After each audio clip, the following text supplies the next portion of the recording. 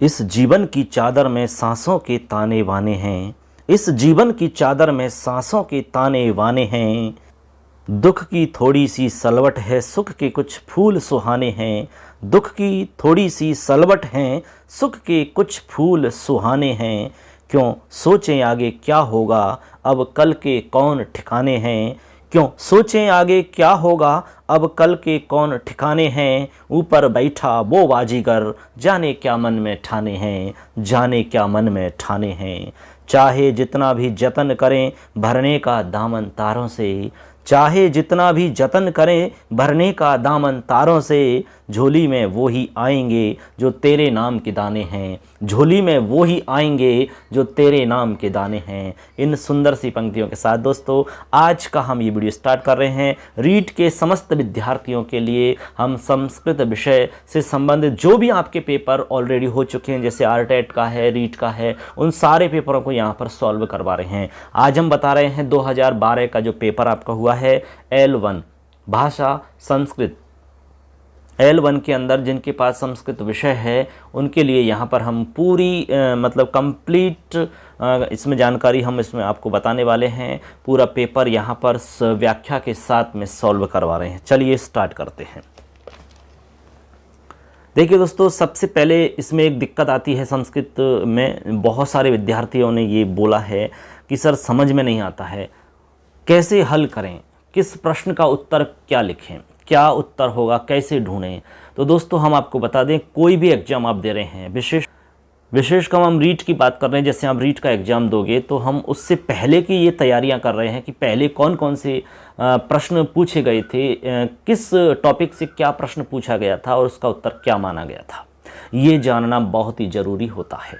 ठीक है, अब देखो यहाँ पर गद्यांश है हमारे सामने। जब तक गद्यांश आपको समझ में नहीं आएगा तो ये निश्चित मानकर चलो कि इसके प्रश्नों को आप कैसे सॉल्व कर पाओगे, संभव ही नहीं है। तो पहले गद्यांश आपके समझ में आना चाहिए, इसके लिए निरंतर अभ्यास बहुत ही आवश्यक है।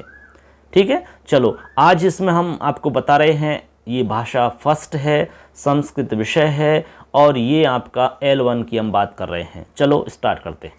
सबसे पहले देखो यहाँ लिखा हुआ है, प्रस्तुत गद्यांशम सम्यक पठित्वा निम्नलिखितान 31-37 पर्यंतम प्रश्नान उत्तरत। मतलब ये हुआ कि प्रस्तुत गद्यांश को अच्छे से पढ़ करके निम्नलिखित जो प्रश्न हैं, यानी 31 से लेकर 37 तक जो प्रश्न दिए गए हैं उनका उत्तर आपको देना है इस गद्यांश के आधार पर। ये तो बात यहाँ लिखी हुई है। अब इस गद्यांश को हम पढ़ते हैं और समझते हैं क्या कुछ लिखा है। लिखा है कि संस्कृत भाषा भारतीय भाषा नाम जननी अस्ति। संस्कृत भाषा भारतीय भाषाओं की जननी है, यानी माँ है। अनया भाषया सर्वाः प्रांतीय भाषाः अनुप्राणिताः प्रभाविताः च सन्ति। मतलब अनया भाषया यानी इस भाषा से ही सर्वाः प्रांतीय भाषाः, जो भी सभी प्रांतीय भाषाएं, अनुप्राणिताः अनुप्राणित हैं यानी कि प्राण युक्त हैं, और प्रभाविता च सन्ति और प्रभावित हैं। किससे? संस्कृत भाषा से। आगे लिखते हैं, इयं भाषा अतीब सरला मधुरा चास्ति। यह भाषा अतीब सरल और मधुर है। सरला मधुरा चास्ति यानी अतीब सरल और मधुर है। आगे लिखते हैं, श्रुति ही स्मृति ही उपनिषद पुराण दर्शनम अन्यानि च शास्त्राणि संस्कृते एव रचितानि सन्ति। यानी कि श्रुति, स्मृति, उपनिषद, पुराण, दर्शन और अन्य शास्त्र संस्कृत में ही रचित हैं। ठीक, आगे है, श्रुतयः चतस्रः सन्ति ऋक् यजु साम अथर्व इति। कह रहे हैं कि जो श्रुति हैं वो 4 हैं। कौन कौन सी है? ऋक्, यजु, सामवेद, अथर्व। यानी कि हमारे 4 वेद हैं, एक वेद में एक श्रुति, यानी श्रुति वेद को ही कहते हैं, ऐसा आप समझ लें। आगे लिख रहे हैं, श्रुति नाम आशयम स्मृतया प्रतिपादयन्ति। यानी श्रुति नाम आशयम, श्रुतियों का आशय स्मृतियों के द्वारा प्रतिपादित है। यद्यपि वह स्मृतयाः सन्ति, यद्यपि बहुत सारी स्मृतियां हैं, तथापि मनुस्मृति ही याज्ञवल्क्य स्मृति ही चेति द्वे स्मृति प्रसिद्धे स्तः। यानी बहुत सारी स्मृतियां हैं किंतु उनमें मनुस्मृति और याज्ञवल्क्य स्मृति, ये दो स्मृतियां प्रसिद्ध हैं। ये हमारा गद्यांश का मतलब हो गया। अब इसी गद्यांश के आधार पर यहाँ पर प्रश्न दिए गए हैं, उनको आपको समझना है। अब बहुत आसान हो जाएगा यदि इतने आप काम कर लेते हैं, इतना आप समझ लेते हैं, तो फिर आपका एक भी सवाल गलत नहीं हो सकेगा। चलो देखते हैं। अब हम इस गद्यांश के आधार पर प्रश्न सॉल्व करते हैं। चलिए सबसे पहला प्रश्न हम पढ़ते हैं। देखिए सबसे पहला प्रश्न है हमारा 31 नंबर पे लिखा हुआ है, श्रुति नाम आशयम कः प्रतिपादयन्ति। श्रुतियों का आशय जो है वो कौन प्रतिपादित करते हैं? तो अभी अभी हमने बताया था, आपको हम गद्यांश में भी बता सकते हैं। देखिए गद्यांश के अंदर भी लिखा हुआ है, ये लिखा गद्यांश में लिख रहा है, देखो हम आपको बता देते हैं। श्रुति नाम आशयम स्मृतयाः प्रतिपादयन्ति, इसी में उत्तर मिलेगा सब कुछ। श्रुति नाम आशय स्मृतियाँ प्रतिपादित करती हैं, तो इसमें आपका उत्तर ढूंढना है। ठीक है, चलो इसी के आधार पर देख लेते हैं। इसको गद्यांश को भी साथ साथ में देखते रहना और इसके आधार पर उत्तर देना है। तो ये कह रहा है, हमारा सवाल कह रहा है कि श्रुति नाम आशयम का प्रतिपादयन्ति वेदाः स्मृतयाः श्रुतयाः उपनिषदाः। तो गद्यांश में से डायरेक्ट आपको उत्तर ढूंढना है, तो उत्तर हो जाएगा आपको स्मृतयाः। ये देखो यहाँ पर लिखा हुआ है कि नहीं, श्रुति नाम आशयम स्मृतयः प्रतिपादयन्ति, तो स्मृतयः है इसका उत्तर हो जाता है। अब बाकी ऑप्शन इसकी गलत है ही, इसमें कोई समझाने की कोई खास बात यहाँ पर नहीं है। अगला हमारा प्रश्न है, देखिए संधि से संबंधित है। यद्यपि इत्यत्र संधि विच्छेद कह, यानी यद्यपि जो शब्द है इसका संधि विच्छेद आपको बताना है। तो यद्यपि में आप एक पहले तो ये सोचें भाई संधि कौन सी है, तो इसमें यण संधि होगी बच्चों। कौन सी संधि है? यण संधि। यद्यपि में यण संधि है आपके यद्यपि। ठीक है, अब इसमें आप यण संधि करेंगे और उसी के आधार पर इसमें आप इसका संधि विच्छेद करेंगे। तो देखिए सबसे पहले लिखा हुआ है यदि अपि, तो यहाँ पर ये अपि तो ठीक है, लेकिन ये यदि लिखा हुआ है इसमें छोटी ए की मात्रा आएगी, तो ये आपका संधि विच्छेद गलत है। यद्यपि ये आपका संधि विच्छेद गलत है, क्योंकि हमें संधि करनी है तो यदि करना पड़ेगा। यदि अपि, ये सी नंबर पे जो लिखा हुआ बिल्कुल करेक्ट आंसर है आपका, ये एकदम सही ऑप्शन है आपका। यदि अपि ऐसा ही बनेगा, यही संधि विच्छेद होगा यदि अपि। ठीक है, अब यहाँ लास्ट में डी दे रखा है यदि अपि में, तो अपि में दीर्घ कर रखा है इन्होंने, ये गलत है। तो एकदम सही आंसर होगा आपका सी नंबर वाला, यदि प्लस अपि। ठीक है, यद्यपि बन जाएगा। अब यहाँ पर आप क्या करेंगे, यण संधि में इको यणचि सूत्र के हिसाब से यदि में ई के स्थान पर ये कर लेंगे और फिर मिला देंगे तो यद्यपि बन जाएगा। ठीक है ना, चलो आगे चलते हैं। अगला हमारा सवाल है, देखिए यहाँ पर 33 नंबर पे, बहुत ही सिंपल सा सवाल है। सवाल पहले पढ़ें और समझें। चतस्त्र है इत्यस्य पदस्य पुल्लिंगी रूपम भवेत्। अब चतस्र जो शब्द है ये आपका स्त्रीलिंग का शब्द है, स्त्रीलिंग में बनता है। चतस्र यानी 4 होता है और ये लिखा हुआ है आपका स्त्रीलिंग के अंदर। किस में लिख रहा है? स्त्रीलिंग में। अब हमसे ये कह रहे हैं कि भाई आप इसको क्या करें, पुल्लिंग में लिखें। स्त्रीलिंग में जो लिखा हुआ है इसको पुल्लिंग में लिखें हम। तो कौन सा ऑप्शन है जहाँ पर पुल्लिंग में लिखा हुआ है? चत्वारि नहीं, ये नपुंसकलिंग का है। चतुरः ये पुल्लिंग का है। ठीक है, अब चतुरः पुल्लिंग का तो है, लेकिन चतस्र के हिसाब से नहीं है, क्योंकि चतुरः जो बनता है ये आपका बनता है चतुरः द्वितीय विभक्ति के अंदर। कहाँ पर बनेगा ये? चतुरः द्वितीय विभक्ति के अंदर बनेगा। चतुरः शब्द पुल्लिंग के अंदर, पुल्लिंग में ही तो बनता है ये, लेकिन द्वितीय विभक्ति में बनता है। आगे है चतस्र है। अब चतस्र तो हमें पुल्लिंग का चाहिए, ये तो स्त्रीलिंग का है। अब यहाँ पर चत्वारः, अब ये आपका बिल्कुल सही है डी नंबर का, क्योंकि चत्वारः जो शब्द है ये आपका पुल्लिंग का है, पुल्लिंग। ठीक है, पुल्लिंग रूप है चत्वार है। अब यहाँ पर हमें पुल्लिंग वाला चाहिए, चत्वार सही हो जाएगा यहाँ पर। ठीक है, तो ये ऐसे करके आपका आंसर हो जाएगा चत्वार है। तो इसमें यदि आपसे चत्वार के स्थान पर स्त्रीलिंग में पूछते तो आप चतस्र ऐसे लिख देते। अब इन्होंने चतस्र के स्थान पर पुल्लिंग रूप पूछा है तो आप चत्वार लिखेंगे, चतुर नहीं लिखेंगे, क्योंकि चतुरः द्वितीय विभक्ति के अंदर बनता है। यहाँ पर आपको बताना है प्रथम विभक्ति वाला रूप। ठीक है, चलो आगे चलते हैं। अगला सवाल है हमारा इसी का। देखिए सवाल एकदम सिंपल सा है। सवाल पहले पढ़ें और समझें। स्तः है इति पदम लंग लकारे परिवर्तयत। स्तः जो पद लिखा हुआ है इसको आपको लंग लकार में परिवर्तित करना है। लंग लकार का मतलब होता है स्टूडेंट्स भूतकाल। अब स्तः कहाँ बनता है, आप अस धातु का रूप चलाएंगे, अस्ति स्तः संति, अस्ति स्तः संति, तो यहाँ पर आपका रूप बनता है अस्ति स्तः, यानी ये बनेगा आपका प्रथम पुरुष के द्विवचन में, अस्ति स्तः प्रथम पुरुष के द्विवचन में ये रूप बनता है। आपको इसको परिवर्तन करना है लंग लकार में, तो लंग लकार का रूप चलता है आसीत आस्ताम आसन, आसीत आस्ताम आसन।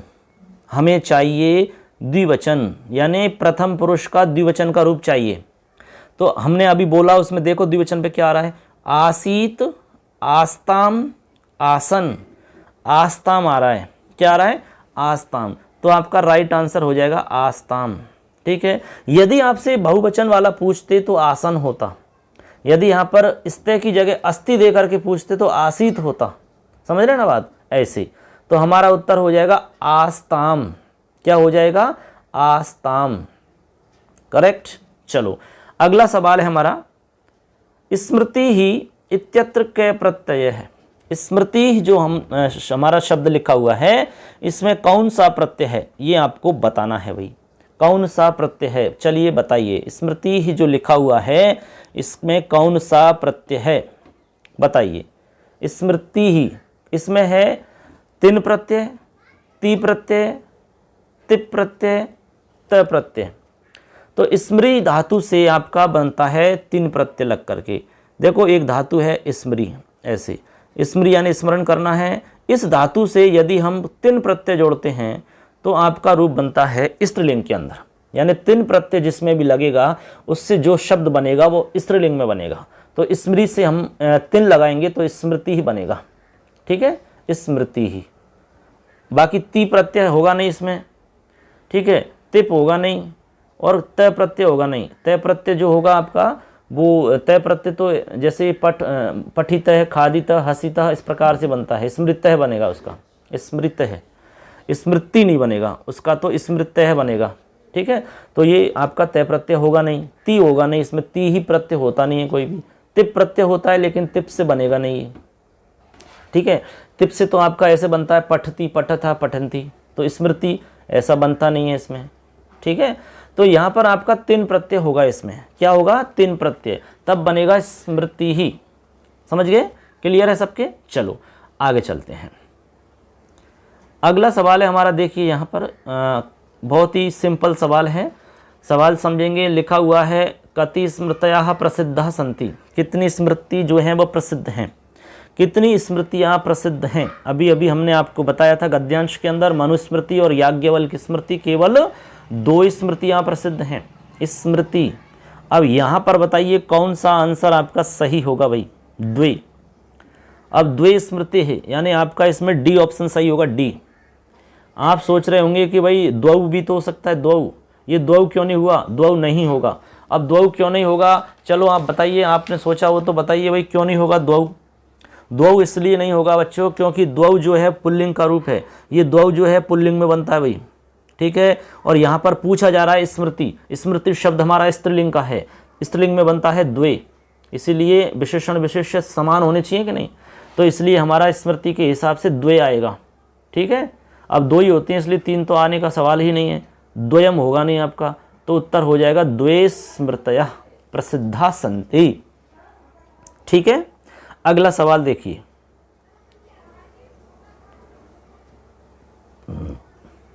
अगला सवाल देखते हैं। 37 नंबर का सवाल है, स्मृति इत्यस्मिन् पदे का विभक्ति किम वचनम च। यहाँ पर कह रहे हैं कि जो स्मृति शब्द है हमारा, इस स्मृति शब्द के अंदर आपको विभक्ति वचन बताना है। तो ढूंढिए सब अपना अपना आंसर, देखिए क्या होगा। स्मृति हमारा शब्द लिखा हुआ है सामने, इसमें आपको बताना है कौन सा तो इसमें आपका वचन है, कौन सी इसमें विभक्ति है, ये सारी चीज़ आपको इसमें बतानी है। चलिए अपना अपना आंसर सोच के रखें और देखते हैं कौन कितना सही कर रहा है। तो ऑप्शन देख लीजिए, ऑप्शन में लिख रहा है प्रथमा एक वचन, नहीं। द्वितीया एक वचन, प्रथमा द्विवचन, द्वितीय बहुवचन, बताओ कौन सा होगा, फटाफट सोच के बताइए भाई, हम बताइए। स्मृति शब्द है, आपको देख ही रहे हैं, स्मृति शब्द आपका स्मृति, स्मृति ही होना, ठीक है। अब ये स्मृति शब्द जो है स्त्रीलिंग का शब्द है, ये तो आप देख ही रहे हैं। उत्तर ढूंढिए, उत्तर हो जाएगा आपका द्वितीय बहुवचन, यानी कि द्वितीय बहुवचन होगा इसमें सब। क्या होगा, द्वितीय का बहुवचन होगा, क्योंकि हमने अभी नदी का बताया, नदी नद्यव नद्य है, नदीम नद्यव नदी ही, ऐसा रूप बनता है। तो स्मृति ही ऐसा रूप यहाँ पर बनेगा आपका द्वितीय के बहुवचन में, प्रथमा के एक वचन में नहीं बनेगा, क्योंकि स्मृति ही बनेगा, द्वितीय के एक वचन में नहीं बनेगा, ठीक है, स्मृति में बनेगा, प्रथमा के द्विवचन में नहीं। तो यहाँ द्वितीय बहुवचन बनेगा, बिल्कुल सही बनेगा भाई, तो इसमें आपका बन जाएगा। तो यही आपका आंसर हो जाता है, ठीक है। तो ऐसे करके आपको यहाँ पर आंसर लिखना होगा द्वितीय बहुवचनम, ठीक है। चलो अगला सवाल देखते हैं। आगे एक गद्यांश है, उस गद्यांश को पहले समझते हैं, उसके बाद आंसर आपको ढूंढना है। चलिए गद्यांश को एक बार समझ लेते हैं। गद्यांश लिखा हुआ है, देखिए, प्रस्तुत गद्यांशम पठित्वा निम्नलिखिताः प्रश्न संख्या 38 से 44 पर्यंत समाधेयाः। आपको 38 से लेकर के 44 तक के जो प्रश्न हैं वो आपको इसी गद्यांश के आधार पर करने होंगे। लिखा हुआ है, दाक्षिणात्ये जनपदे कांची नाम नगरी आसीत। कहते हैं कि दाक्षिणात्य जनपद में कांची नाम की नगरी थी। कांचीम नगरीम निकषा एक है न्योग्रध तरु आसीत, बरगद का पेड़। कांची नाम की नगरी के पास में एक न्योग्रद तरु आसीत, यानी एक बरगद का पेड़ था। लघुपतनक है नाम वायसः, लघुपत नाम का एक वायस यानी कोवा तम तरुम अधितिष्ठति स्म, उस पेड़ में रहता था। कौन, लघुपतनक नाम का एक कौवा रहता था। से एकदा तरुम निकषाः कंचन दुरात्मानं व्याधम अपश्यत। वह एक बार उस पेड़ के पास में कोई दुरात्मा, ठीक है, दुष्ट आत्मा वाले किसी शिकारी को देखा उसने। तम दृष्टवा, उसको देख करके सह अचिंतयत, उसने सोचा, क्या सोचा, धिक एतत् पापात्मानम यह प्राणिनः हन्ति। कहने लगा कि धिक एतत् पापात्मानम, इस पापात्मा को धिक्कार है जो कि प्राणिना हन्ति, जो प्राणियों को मारता है। किंच किम एतेन निंदा वचनेन, लेकिन कह रहा है कि वो इन निंदा के वचनों से क्या होगा। इदानीम वटवासिनाः पक्षिणाः बोधयामि, कहता है कि अब मैं इस वट वृक्ष में रहने वाले पक्षियों को बताता हूँ। अन्यथा एष व्याधः तान ग्रहिष्यति, नहीं तो वह ये शिकारी उनको ग्रहण कर लेगा, मतलब पकड़ लेगा या मार देगा। ततः से सर्वान वटवासिनाम पक्षिणाः अबोधयत, उसके बाद में उसने सभी वटवासी जो वट वृक्ष में रहने वाले पक्षी थे उनको सबको बता दिया। कहने लगा, भो पक्षिणा, अरे पक्षियों, दुर्मनसं व्याधम, यानी दुष्ट मन वाले व्याधि को पश्यतः देखो। ऐसा हस्ते, इसके हाथ में तंडुलान जालम च गृहीत्वा आगच्छति, ये अपने हाथ में चावल और जाल को लेकर के आ रहा है। जालम प्रसार्य तंडुलान विकर्षति, ये जाल को बिछाकर चावलों को वहाँ पर फैला देगा। तंडुलान खादितुम, चावलों को खाने के लिए माँ गच्छतः, मत जाओ, अन्यथा स भवतः सर्वान जालेन बद्ध्वा निश्यति, नहीं तो वह तुम्हें सबको जाल में बांध के ले जाएगा। ऐसे करके वो सबको बता देता है, ठीक है। ये आपको समझ में आ गया होगा। अब फटाफट इनका आंसर ढूंढ लेते हैं, अब कोई दिक्कत आपको नहीं आएगी, अब आप आसानी से आंसर ढूंढ लोगे। चलिए देखते हैं इसके आधार पर पहला प्रश्न। वायसस्य नाम किम, वायस यानी जो कौवा था उसका क्या नाम है भाई, कौवे का नाम बताना है। तो सिंपल है, कौवे का नाम लघुपतनम नामक है। वायसा तम तरुम अधितिष्ठति स्म, ऐसा लिखा हुआ है। तो उत्तर हो जाएगा लघुपतनक, लघुपतनक नाम का एक कौवा रहता था। आगे लिख रहा है प्रसार्य इत्यत्र कै प्रत्यय, प्रसार्य जो शब्द है हमारा फैला करके। अब कर के अर्थ में आपको कौन कौन से प्रत्यय याद हैं। कर के अर्थ में आपको जैसे पठित्वा यानी पढ़ करके, लिख करके, खा करके, त्वा प्रत्यय होता है। लेकिन इसी अर्थ में यदि धातु से पहले उपसर्ग लगा हुआ है तो वहाँ पर ल्यप प्रत्यय होता है। अब देखो यत होगा नहीं, ण्यत होगा नहीं, क्यप होगा नहीं, तो इसमें आपका ल्यप प्रत्यय होगा। करेक्ट आंसर है ल्यप प्रत्यय, ठीक है। तो इसमें प्रसार्य में हो जाएगा ल्यप प्रत्यय, ठीक है, चलो अगला सवाल देखते हैं भाई। अगला सवाल है हमारा, देखिए सिंपल सा सवाल है एकदम। दुर्मनसम इत्यत्र के उपसर्गः, तो दुर्मनसम में कौन सा उपसर्ग है? एकदम सरल सवाल है, बताइए। दुरुपसर्ग है, तो दुरुपसर्ग डी नंबर पे लिखा हुआ, आंसर हो जाएगा डी। ठीक है, बाकी इसमें कोई खास बात है नहीं है, और कुछ समझाने के लिए दुरुपसर्ग से बना है दुर्मनसम।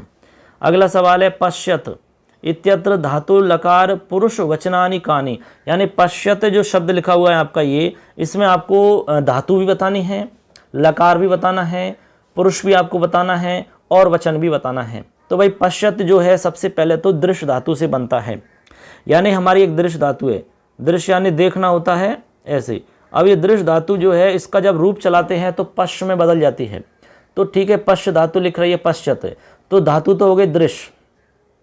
अब देखो सभी ऑप्शनों में दृश्य धातु दिख रही है, लेकिन बी नंबर पे पश्य लिख रहा है, तो वो तो बिल्कुल ही गलत है, बी नंबर का ऑप्शन तो हो ही नहीं सकता सही। ठीक है, चलो अब देखते हैं आगे। दृश्य धातु है और दृश्य धातु में लोट लकार है ये, क्योंकि आप पठ धातु का रूप बोल के देख लो, पठतु पठताम पठंतु पठ पठतम पठते, पठते आ रहा है, तो पठते आता है यहाँ पर आपका ये मध्यम पुरुष के बहुवचन में। तो पश्यतु पश्यताम पश्यंतु पश्य पश्यतम पश्यत मध्यम पुरुष का बहुवचन है ये। तो दृश्य धातु लोट लकार मध्यम पुरुष का बहुवचन, ये इसका आंसर होगा। बताइए कहाँ मिल रहा है ऐसा? सी नंबर पे, बिल्कुल करेक्ट है भाई, सी नंबर पे ऐसा लिखा हुआ है, तो आपका सी नंबर वाला ऑप्शन करेक्ट हो जाएगा। ये दृश्य धातु है, लोट लकार, मध्यम पुरुष और बहुवचन, हमने बोल के बताया अभी। पश्यतु पश्यताम पश्यंतु पश्य पश्यतम पश्यत पश्यानि पश्याव पश्याम, पठतु पठताम पठंतु पठ पठतम पठते पठा पठानी पठाव पठाम, ऐसे आपका रूप बन जाता है। ठीक है, चलो आगे देखते हैं। अगला सवाल है, देखिए इसमें लिख रहा है धिक एतत् पापात्मानम यह प्राणिना हंति। तो यहाँ पर कह रहे हैं कि रेखांकित पदे का विभक्ति, यहाँ रेखांकित जो पद है इसमें कौन सी विभक्ति है ऐसे आपको बताना है। तो एकदम सिंपल है भाई, पापात्मानम है, आत्मानम, तो आत्मा आत्मानव आत्मन है, आत्मानम आत्मानव आत्मनः, आत्मानम, तो इसमें द्वितीय विभक्ति है सिंपल, आत्मानम। अम लग रहा है तो उससे भी अंदाजा लग जाएगा, आत्मानम द्वितीय विभक्ति इसमें है। कौन सी विभक्ति है? द्वितीय। ठीक है, कोई इसमें खास बात नहीं है, आत्मा शब्द का रूप बोल लीजिए आप तो समझ में आ जाएगा। अगला सवाल है तरु निकषाः कीदृशम व्याधम अपश्यत दुरात्मानम। अभी हमने कहा कि उस पेड़ के पास में कोई एक दुष्ट आत्मा वाले शिकारी को देखा, दुरात्मा शिकारी को देखा, बुरी आत्मा वाले यानी दुष्ट विचार वाले शिकारी को देखा। तो ऑप्शन में सुखात्मानम, गतात्मानम, सत्यात्मानम नहीं आएगा, दुरात्मानम आएगा, तो सी नंबर का ऑप्शन करेक्ट होगा। ठीक है, तो ये आपका सही हो जाएगा। ठीक है, यहाँ तक कोई दिक्कत नहीं है किसी को। अगला सवाल समझते हैं। अगला सवाल है आपका, देखिए यहाँ पर कंचन इत्यत्र संधि विच्छेद करणीय है। कंचन शब्द लिखा हुआ है, इसका संधि विच्छेद आपको करना है भाई। तो देखिए यहाँ पर क्या है, एक यहाँ संधि विच्छेद में आपके दो ऑप्शन हैं। देखो किम चन बिल्कुल गलत है, कह प्लस चन ये भी ठीक नहीं है, कम चन, और ये देखो यहाँ पर लिखा हुआ है, देखो यहाँ लिख रहा है सी में कम और चन, और डी में लिख रहा है कम और चन। ये सी और डी दोनों ही ऑप्शन बिल्कुल करेक्ट है भाई, यानी दोनों ऑप्शन सही है इसमें, यानी कम और चन ऐसा संधि विच्छेद करके भी हम कंचन बना सकते हैं। बनेगा कि नहीं बनेगा? च के अनुसार, यानी च हमारा चवर का पंचम अक्षर हो जाएगा म के अनुसार, तो यहाँ पर बन जाएगा च छ ज ज य, तो कंचन बन जाएगा, जैसे शांत बनता है अनुस्वार पर सवर्ण संधि के हिसाब से। ऐसे आपका कम है और चन है, तो यहाँ पर अनुस्वार जो बना हुआ है आपका, इसका अनुस्वार के आधार पर भी यहाँ पर काम हो जाएगा। तो कहने का मतलब है दोनों ही ऑप्शन सही है आपके। तो यहाँ पर ऐसी स्थिति में आपको सी और डी ऑप्शन आपका राइट होगा, सी और डी। ठीक है, ये आपका विवादित प्रश्न में आता है, आपको समझना है दोनों ऑप्शन करेक्ट हैं। और ये आपकी माध्यमिक शिक्षा बोर्ड की तरफ से जो आंसर की आई थी उसमें भी उन्होंने दोनों ऑप्शन को माना था। ठीक है ना, चलो अगला सवाल देख लेते हैं। अगला सवाल आपका शिक्षण विधियों पर आधारित है। लिखा है संस्कृत शिक्षणे संप्रेषण उपागमे कस्य प्रधानता वर्तते। कह रहे हैं कि संस्कृत शिक्षण में संप्रेषण उपागम में किसकी प्रधानता होती है भाई। यानी संस्कृत शिक्षण जो हम करवाते हैं बच्चों को कक्षा के अंदर, वहां पर संप्रेषण उपागम जो हम प्रयोग में लेते हैं। संप्रेषण का मतलब होता है एक प्रकार से विचारों का आदान प्रदान, यानी हम कुछ बच्चों से कहते हैं, बच्चों की बात को समझते हैं, एक प्रकार से हम अंग्रेजी में जिसको हम कम्युनिकेशन कहते हैं, यानी एक दूसरे की बातों को मतलब एक आदान प्रदान का एक सिस्टम होता है जिसको हम कहते हैं संप्रेषण, ठीक है, कम्युनिकेशन सिस्टम।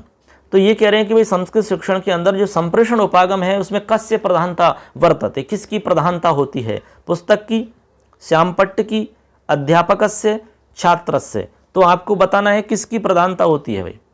अब बताइए प्रधानता किसकी होगी? संस्कृत शिक्षण आपको करवाना है कक्षा के अंदर, ठीक है, आप कक्षा में चले गए भाई, तो अब बताइए सबसे ज्यादा प्रधानता आपको संप्रेषण की पूछ रहे हैं। संप्रेषण का मतलब होता है संप्रेषण करना, विचारों का आदान प्रदान करना। क्या पुस्तक से संभव होगा? नहीं। श्यामपट्ट से संभव होगा? नहीं।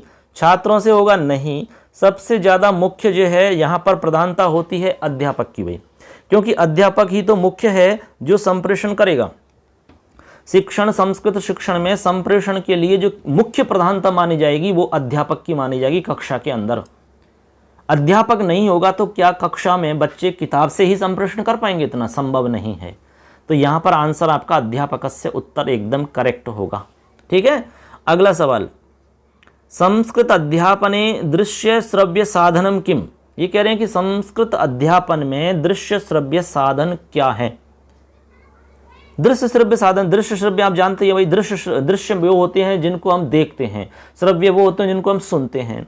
और संस्कृत अध्यापन, जब आप संस्कृत अध्यापन करवा रहे हैं तो उसमें कौन से साधन दृश्य श्रव्य के रूप में होते हैं? दूरदर्शन, ध्वनि यंत्र, श्यामपट्ट, एतानि सर्वाणि। तो बताइए क्या आंसर होगा, बताओ। संस्कृत अध्यापने दृश्य श्रव्य साधनम किम, यानी इसमें से आपको जितना भी ऑप्शन में दे रखा है इनमें से आपको बताना है दृश्य श्रव्य साधन, जिसको हम देख भी सकते हैं और सुन भी सकते हैं, ऐसा साधन बताना है। क्या ये दूरदर्शन पे संभव हो सकता है, ध्वनि यंत्र में संभव हो सकता है, श्यामपट्ट पे संभव हो सकता है, या इन सब में हो सकता है? बिल्कुल इनमें से राइट आंसर होगा भाई दूरदर्शन, क्योंकि दूरदर्शन में हम देख भी सकते हैं और सुन भी सकते हैं, लेकिन ध्वनि यंत्र में हम केवल ध्वनि को सुन सकते हैं, देख नहीं सकते। श्यामपट्ट पर हम केवल देख सकते हैं, सुन नहीं सकते, और ये सारे तो हो नहीं सकते। तो राइट आंसर होगा दूरदर्शनम। क्या होगा? दूरदर्शनम, ठीक है, करेक्ट आंसर हो जाएगा। अगला सवाल,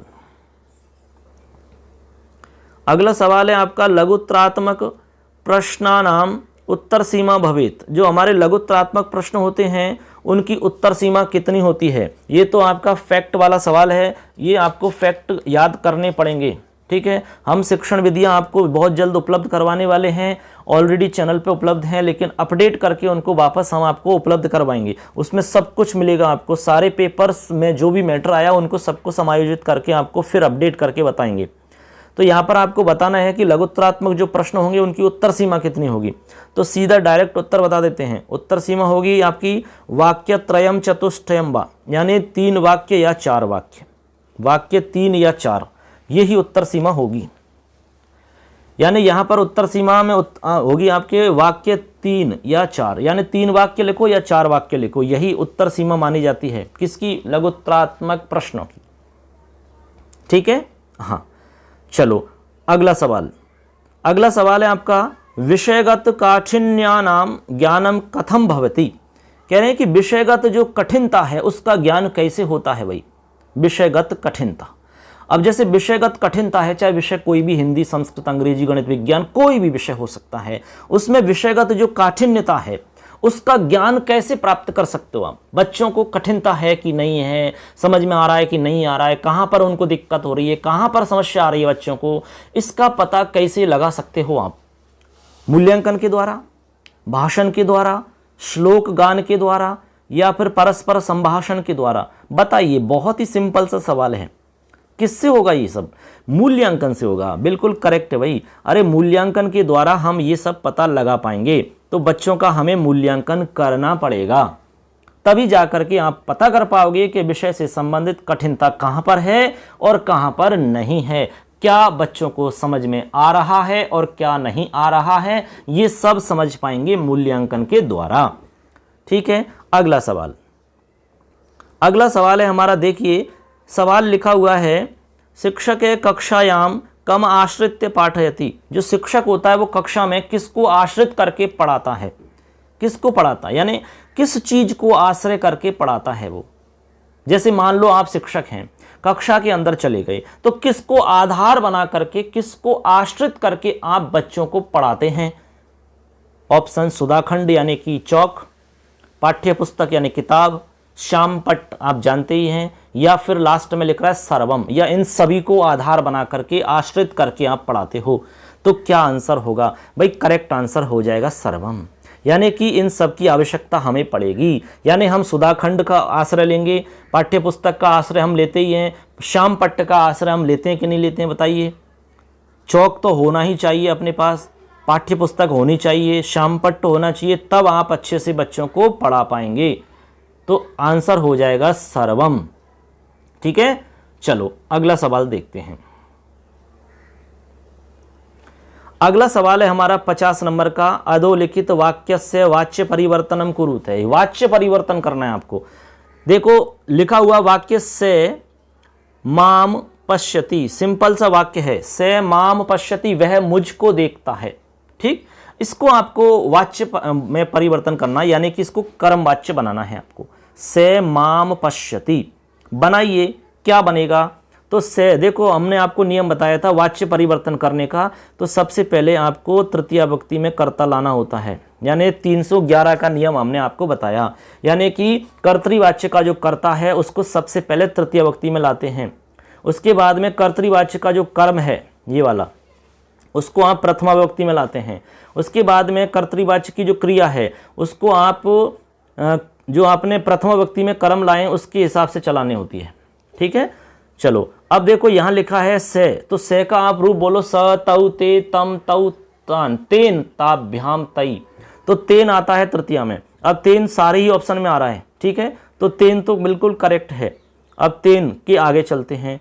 अब जो माम लिखा हुआ है ये माम, इसको आपको प्रथमा विभक्ति में लाना होगा। किस में लाना होगा? प्रथमा में। अब प्रथमा में माम कहाँ आता है? सबसे पहले तो ये समझे माम है कहाँ से आया, ये किस शब्द का रूप है? तो ये है भाई अहम शब्द का रूप, यानी अस्मद शब्द का है। अहम आवाम वयम, माम आवाम अस्मान। माम आ रहा है आपका अस्मद शब्द के अंदर द्वितीय विभक्ति के एक वचन में, लेकिन हमें करना है इसको द्वितीय विभक्ति की जगह प्रथम विभक्ति और एक वचन में लाना है। तो अहम हो जाएगा। क्या हो जाएगा? अहम। अब देखो अहम भी इनमें 3 ऑप्शन में आ रहा है, अहम 3 जगह आ रहा है। देखो यहाँ भी आ रहा है अहम, यहाँ भी अहम आ रहा है, यहाँ भी अहम आ रहा है, ये तो बिल्कुल गलत है। तो डी नंबर का ऑप्शन तो बिल्कुल गलत है, एकदम स्पष्ट हो गया कि इनमें से तो आंसर हो ही नहीं सकता। अब यहाँ तक आपका हो गया। अब इसमें आपको लास्ट में पश्यति है, तो पश्यति को आपको जब इसमें आप रूप बनाओगे इसका कर्मवाच्य के अंदर, तो पश्यति में हमने आपको बताया एक तरीका कि भाई जो भी धातु है उसकी मूल धातु में ये जोड़ना है। किस धातु में? मूल धातु में ये जोड़ना है। तो मूल धातु इसकी दृश्य है, तो दृश्य में ये जोड़ो दृश्य। अब इसका रूप चलाओ आत्मनेपद पद में, जैसे लवते लभेते लवंती, तो ऐसे ही इसका रूप चलाना है, दृश्यते दृश्यते दृश्यन्ते। ठीक है, तो अब इसका रूप चलाएंगे आप और इसमें आप लगाएंगे विभक्ति किसके हिसाब से? अहम के हिसाब से। तो अहम के हिसाब से लगेगी उत्तम पुरुष का एक वचन। तो लव धातु में लवते लभेते लवंते, लव से लवेते लवध्वे लभे लभे, तो हो जाएगा दृश्य। अब दृश्य कहाँ लिख रहा है? वही आंसर आपका राइट होगा भाई। दृश्य कहाँ लिखा हुआ है? ये लिखा हुआ। तो कहने का मतलब इतना हमने इसलिए बताया है कि आपको अच्छे से समझ में आ जाए। तो आपका राइट आंसर ए नंबर का हो जाएगा, यानी तेन अहम दृश्य, ये आपका करेक्ट आंसर हो जाता है। ठीक है, तरीका हमने पूरा बता दिया क्यों ऐसा हुआ। अगला सवाल देखते हैं। अगला सवाल है आपका वाक्यमिदं संशोधयत। जो वाक्य है इसको संशोधन करना है इसका। अहम नाम गोपाल, ये लिखा हुआ है, ये अहम नाम गोपाल ऐसा लिखा हुआ है जो कि गलत है, इसको शुद्ध करना है। तो आपको लिखना है मम नाम गोपाल है, अहम नहीं आएगा भाई, क्योंकि जब संबंध जहाँ पर भी प्रदर्शित होता है वहाँ पर षष्ठी विभक्ति का प्रयोग हम करते हैं। शेष षष्ठी, शेष में षष्ठी का प्रयोग करते हैं, ये हम कारक में समझा चुके हैं। कारक आप पढ़ करके ये सब समझ सकते हैं। तो आपको मम लिखना है, मम नाम, और नाम में विसर्ग कभी भी नहीं आता है। तो मम नाम गोपाल है, तो आ जाएगा सी नंबर का ऑप्शन, मम नाम गोपाल है, मेरा नाम गोपाल है। अब देखो अहम नाम गलत है, बिल्कुल अहम नाम नहीं होगा, षष्ठी लगती है। मम नाम है, यहाँ पर नाम है कर दिया, नहीं तो ये भी सही हो सकता था। अब यहाँ पर मम नाम, यहाँ पर इन्होंने मम में हलंत लगा दिया, ये गलत हो गया। तो केवल एक ऑप्शन सही है, सी वाला, मम नाम गोपाल है। छोटी छोटी बारीक बिल्कुल जो गलतियां हैं उनको भी ढूंढ लिया करो, ये आपको आएगा अभ्यास से, प्रैक्टिस करने से, अनुभव से आएगा ये सब। चलो अगला सवाल देखते हैं। अगला सवाल है आपका, रेखांकित पदम अधिकृत्य प्रश्न निर्माणम करणीयम, यानी रेखांकित पद को अधिकृत्य करके प्रश्न निर्माण आपको करना है। देखो लतायाम पुष्पानि संति, लताओं में यानी कि बेलों में पुष्प हैं, लतायाम। तो लतायाम यानी कहां पर है, लताओं में। पुष्पानि संति क्या है, पुष्प हैं, लताओं में पुष्प हैं। तो किस में पुष्प हैं, लताओं में। तो प्रश्न बनेगा कि नहीं, आप हिंदी में प्रश्न बनाओ पहले। लताओं में पुष्प हैं, हम कहेंगे किस में पुष्प हैं, लताओं में पुष्प हैं। तो किस में पुष्प हैं, तो किस में आएगा, लता शब्द स्त्रीलिंग का रूप है, तो आप जब किम शब्द बोलोगे तो स्त्रीलिंग वाला ही बोलोगे, कश्य हो नहीं सकता। क्यों, क्योंकि ये पुल्लिंग का रूप है। कस्याम बिल्कुल करेक्ट है, लतायाम और कस्याम में दोनों में सेम विभक्ति है और सेम विभक्ति होनी चाहिए, सप्तमी एक वचन की है ये।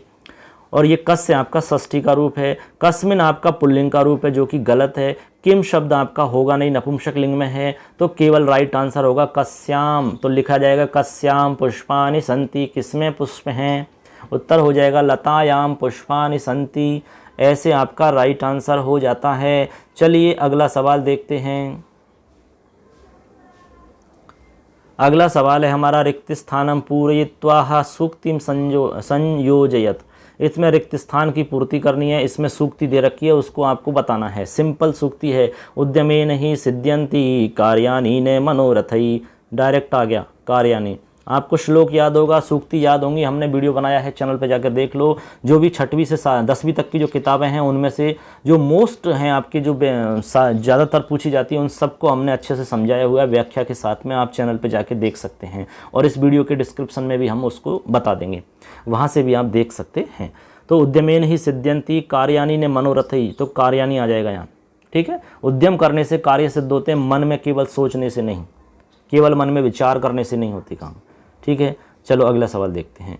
अगला सवाल हमारा देखिए अनुवाद से संबंधित है, देखते हैं। लिखा हुआ है, तुम सब मेरे साथ संस्कृत बोलो, अस्य वाक्यस्य संस्कृते अनुवादम कुरुते। यानी तुम सब मेरे साथ संस्कृत बोलो, इस वाक्य को संस्कृत में अनुवाद करना है। तो सबसे पहले तुम सब को बोलो, तो अब इसमें पहले तो आप लकार पहचानो, भाई लकार कौन सा होगा। तो लकार पहचान लिया आपने, कौन सा लकार होगा बताइए। तो इसमें लकार होगा आपका लोट लकार, आज्ञार्थ, यानी आज्ञा दे रहे हैं इसमें कि तुम सब संस्कृत बोलो भाई मेरे साथ। आज्ञा हुई कि नहीं हुई। तो लोट लकार का प्रयोग कहाँ कहाँ हो रहा है इसमें, एक तो ये समझ लो, वदत वदत वदताम वद, सब जगह लोट लकार है इसमें। ठीक है, तो कोई बात नहीं है। अब हम देखेंगे तुम सब, तुम सब को हम क्या बोलते हैं, यूयम। तो सबसे पहले पहचानो यूयम कहाँ लिखा हुआ है। अब यूयम भी आपका सही लिखा होना चाहिए इस तरीक़ा से, यूयम ऐसे। अब ये यूयम आपका कहाँ लिखा हुआ है ऐसे देख लो आप। देखो पहले नंबर के ऑप्शन में लिख रहा है क्या, नहीं गलत है, यूयम ही गलत लिखा हुआ है इसमें। तो ये ऑप्शन तो आपका राइट हो ही नहीं सकता भाई। ठीक है, अब देखो बी नंबर का ऑप्शन देखो, यूयम बिल्कुल सही लिखा है, यूयम सही लिखा हुआ है, करेक्ट है। यूयम यानी तुम सब, मया यानी मेरे साथ। अब मेरे साथ से का प्रयोग करेंगे तो से की प्रयोग में तृतीय विभक्ति होती है, से साकम समम सार्धम। ठीक है, तो मया से बिल्कुल सही है। संस्कृतम वदत बिल्कुल सही है, यानी तुम सब मेरे साथ संस्कृत बोलो। अब तुम सब है उत्तम, अब तुम शब्द जो शब्द है आपका ये मध्यम पुरुष का बहुवचन है, तो मध्यम पुरुष का बहुवचन बोलो लोट लकार में। तो बोलो पठ धातु का बोल लो, पठतु पठताम पठंतु पठ पठतम पठत। तो वदतु वदताम वदंतु वद वदतम वदत, तो वदत आ जाएगा। तो यूयम मया से संस्कृतम वदत, ये बिल्कुल सही हो जाएगा। अब वदताम होगा नहीं भाई, तो सी नंबर का ऑप्शन गलत है। यूयम माम समम संस्कृतम वद, ये भी नहीं होगा। ठीक है, क्यों नहीं होगा, क्योंकि यूयम तो आपका उत्तम पुरुष का, ये इसलिए नहीं होगा क्योंकि यूयम मध्यम पुरुष बहुवचन है और ये वद बनता है, ये आपका मध्यम पुरुष एक वचन बनता है, तो ये तो गलत हो गया यहीं। ठीक है, पठ पठतम पठत ऐसे। और यहाँ पर आपका ये सी नंबर का ऑप्शन भी गलत होगा, पठतु पठताम बनता है, तो वदतु वदताम बनता है आपका प्रथम पुरुष में, जबकि ये हमारा तो प्रथम पुरुष है ही नहीं, ये तो आपका मध्यम पुरुष है। तो राइट आंसर हो जाएगा आपका ये वाला। क्या होगा राइट आंसर? यूयम मया से संस्कृतम वदत। ठीक है, कोई दिक्कत नहीं है यहाँ तक किसी को भी। चलो अगला सवाल। अगला सवाल हमारा बहुत ही अच्छा सवाल है। देखो, तुम्हारा नाम क्या है? तुम्हारा नाम क्या है? एकदम अच्छा सवाल है, इसको आपको समझना है। और देखो ऑप्शन में तस्य नाम किम, तब नाम है किम, त्वत नाम किम, तब नाम किम। इस एक बात का ध्यान रख लेना आप, तुम्हारा नाम क्या है, यहाँ पर भी संबंध प्रतिपादित हो रहा है, तो षष्ठी विभक्ति तो होगी, ये तो निश्चित है। ठीक है, अब तस्य नाम का मतलब उसका नाम क्या है, ऐसा अर्थ निकल रहा है, जो कि गलत है। ऐसा अर्थ नहीं निकलना चाहिए। अर्थ निकलना चाहिए तुम्हारा नाम क्या है। क्या अर्थ निकलना चाहिए? तुम्हारा नाम। तब यानी तुम्हारा, नाम है किम, अब नामे में विसर्ग कभी नहीं आता भाई, इसलिए ये गलत हो गया। त्वत नाम किम, त्वत गलत है। ठीक है, अब यहाँ पर देखो तब नाम किम, बिल्कुल करेक्ट है। तब यानी तुम्हारा नाम, यानी नाम, किम यानी क्या, तुम्हारा नाम क्या है, व्हाट इज योर नेम। तब नाम किम, ये बिल्कुल सही है। जब भी आप किसी से संस्कृत में नाम पूछो कि आपका नाम क्या है, तुम्हारा नाम क्या है, तो आप पूछोगे तब नाम किम। ठीक है, तब नाम किम, ऐसे आप पूछ सकते हैं। चलो अगला सवाल देखते हैं। अगला सवाल है आपका, देखिए यहाँ पर, व्याकरण शिक्षण से कोयम विधि ही। व्याकरण शिक्षण की विधि आपको बतानी है, जो मुख्य रूप से व्याकरण में काम आती है। व्याकरण शिक्षण की विधि तो आप बताना है। 56 नंबर का सवाल है आपका। निगमन विधि, आगमन विधि, आगमन निगमन विधि और सूत्र विधि। बताओ, तो व्याकरण शिक्षण की जो मुख्य विधि है, अब यहाँ पर व्याकरण शिक्षण की विधि पूछी जा रही है, तो व्याकरण शिक्षण में जो सबसे ज़्यादा प्रयोग में ली जाती है वो विधि ली जाती है आगमन निगमन विधि। ठीक है, इसलिए यहाँ पर जो इस प्रश्न के हिसाब से उत्तर माना जाएगा वो आगमन निगमन विधि वाला उत्तर माना जाएगा। ठीक है, इसमें क्या होता है, आगमन में हम उदाहरण पहले देते हैं फिर नियम बताते हैं, निगमन में हम नियम पहले बताते हैं उदाहरण बाद में बताते हैं। लेकिन जिस विधि में ये दोनों काम एक साथ हो तो वो आगमन निगमन विधि होती है, और व्याकरण में हम ऐसा करते हैं, इसीलिए व्याकरण की जो विधि है वो आगमन निगमन विधि में मानी जाती है। ठीक है, ये आपका राइट आंसर हो जाता है। अगला सवाल, अगला सवाल है हमारा, देखिए, प्राथमिक स्तरे कोयम विधि ही समुपयुक्तः, यानी प्राथमिक स्तर पर कौन सी विधि उपयुक्त मानी जाएगी। वही प्राथमिक स्तर पर कथा विधि, प्रश्न विधि, उदाहरण विधि, भाषण विधि। आप बताइए, ये एक सिंपल सवाल है आपका, व्यवहारिक प्रश्न है, कौन सी विधि प्राथमिक स्तर पर सही मानी जाएगी।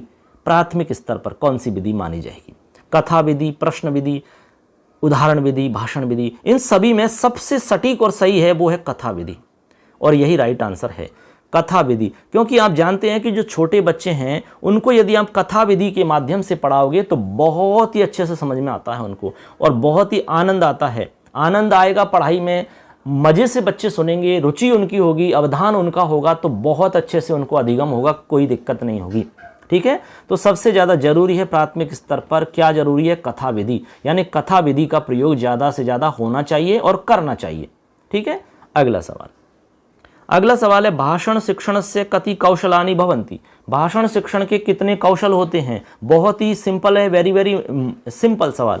तो इसके 4 कौशल होते हैं, कोई दिक्कत नहीं, इसमें ज़्यादा समझाने की बात ही नहीं है। 4 कौशल होते हैं। 4 कौशल कौन कौन से होते हैं भाई? तो सबसे पहले होता है श्रवण कौशल। क्या होता है? श्रवण कौशल। फिर होता है आपका भाषण कौशल। भाषण क्या होता है? भाषण कौशल, श्रवण कौशल, भाषण कौशल। फिर होता है पठन कौशल, फिर होता है लेखन कौशल। यानी कि ये 4 कौशल होते हैं, श्रवण कौशल, भाषण कौशल, पठन कौशल, लेखन कौशल। ठीक है, ये 4 कौशल आपके होते हैं। चलो अगला सवाल देखते हैं, सेकंड लास्ट सवाल है, संस्कृत भाषायाः श्रवणम संभाषणम च केन विधिना भवतः है। यानी संस्कृत भाषा का श्रवण और संभाषण जो है वो किस विधि से होता है? बहुत ही अच्छा सवाल है। संस्कृत भाषा की बात कर रहे हैं जिसमें श्रवण भी होगा और संभाषण भी होगा, किस विधि से होता है ये बताइए? पाठशाला विधि में होता है, प्रत्यक्ष विधि में होता है, या फिर व्याख्या विधि में होता है, या फिर सूत्र विधि में होता है? बताइए कौन सी विधि में होता है? बताइए भाई, फटाफट अपना अपना आंसर ढूंढ लीजिए और बताइए क्या आंसर इसका होगा। तो इसका राइट आंसर होगा प्रत्यक्ष विधि। यानी प्रत्यक्ष विधि के अंदर आपका ये होगा, प्रत्यक्ष विधि में श्रवण कौशल और संभाषण ये आपके किससे होंगे? प्रत्यक्ष विधि से। प्रत्यक्ष विधि बहुत ही मोस्ट विधि है। प्रत्यक्ष विधि के बारे में हम आपको अलग से और बता देंगे। हालांकि प्रत्यक्ष विधि में आपको हम थोड़ी सी जानकारी दे देते हैं प्रत्यक्ष विधि में होता क्या है। ठीक है, प्रत्यक्ष विधि में क्या होता है बच्चों, कक्षा का वातावरण जो है वो संस्कृत भाषामय होने पर ही छात्र संस्कृत भाषा में बोलना, पढ़ना, लिखना, सुनना सीख सकता है, ऐसा प्रत्यक्ष विधि में माना जाता है। यानी कि हम संस्कृत सिखा रहे हैं तो बच्चों को संस्कृत भाषा का माहौल क्रिएट करना होगा, ऐसा प्रत्यक्ष विधि में होता है। तो श्रवण और संभाषण दोनों किन विधि ना, तो प्रत्यक्ष विधि से होंगे। पारस्परिक वार्ता संस्कृत में होनी चाहिए, प्रश्न उत्तर, व्याख्या आदि संस्कृत में किए जाते हैं। जब संपूर्ण वातावरण संस्कृत में होगा तो छात्र उसी को सुनेंगे, पढ़ेंगे, लिखेंगे और अपने आप ही संस्कृत बोलने और पढ़ने की योग्यता उनमें विकसित होने लगेगी। इस तरह ये कहा गया है। इसमें प्रो वीपी वोकील महोदय के द्वारा संस्कृत शिक्षण में प्रत्यक्ष विधि का प्रयोग किया गया है सबसे पहले, तो उन्हीं को इसका जनक मानते हैं। ठीक है, तो इसमें ये होता है आपका।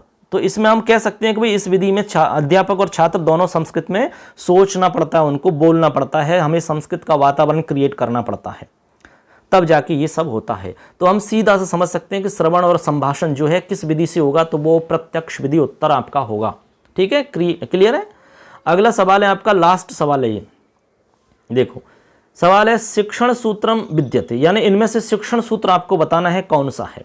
बताइए शिक्षण सूत्र कौन सा है। सबसे पहले लिख रहा है सरलात कठिनम प्रति, कठिनात कठिनम प्रति, कठिनात सरलम प्रति, सरलात सरलम प्रति।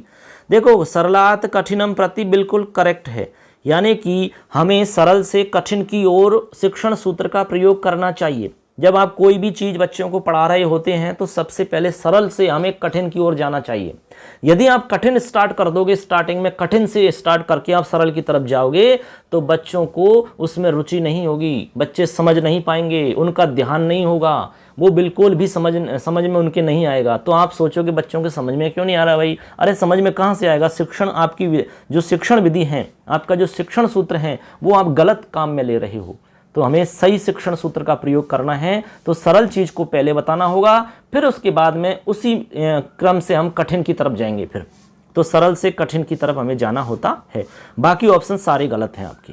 तो ऐसे करके हमने देखा। इसमें 2012 का जो पेपर आपका संस्कृत का हुआ है, L1 की हम बात कर रहे हैं, आरटेट की हम बात कर रहे हैं। संस्कृत भाषा के अंदर पहली भाषा जो है, जिन्होंने भी ली हो या मत ली, चाहे आपके पास थी या नहीं, उससे कोई फर्क नहीं पड़ता है, क्योंकि कहीं से भी प्रश्न आपका रिपीट होके आ सकता है। तो हमने सारे प्रश्नों को व्याख्या के साथ में समझाया है। आशा करते हैं आपको अच्छे से समझ में आया होगा। और ये वीडियो कैसा लगा अपना कमेंट जरूर करें, और इस वीडियो को लाइक करें, शेयर करें, अपने दोस्तों को बताएं सबको, जिससे कि ज़्यादा से ज़्यादा विद्यार्थियों को इसका लाभ मिल सके। अब हम अगली वीडियो में बात करेंगे 2012 में आरटेट के अंदर संस्कृत भाषा में L1 की जो सेकंड वाली भाषा थी, ये तो फर्स्ट भाषा हो गई, अब सेकंड भाषा जो थी उसके प्रश्नों की हम बात करेंगे कंप्लीट। उसके बाद में L2 की हम बात करेंगे, दोनों भाषाओं की।